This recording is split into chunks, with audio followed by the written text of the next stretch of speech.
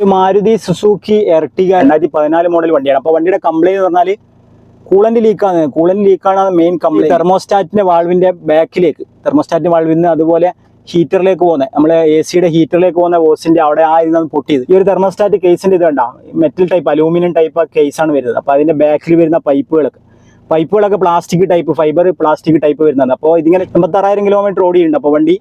അപ്പോൾ അതിങ്ങനെ ചൂടായി ഒരു ഇത്രയും തണുത്താകുമ്പോൾ ആ മെറ്റലും ആ പ്ലാസ്റ്റിക്കും ജോയിന്റ് ആകുന്ന ഭാഗത്ത് ഇതുപോലെ ദ്രവിച്ചിട്ട് പൊട്ടിപ്പോവാണ് കേസ്.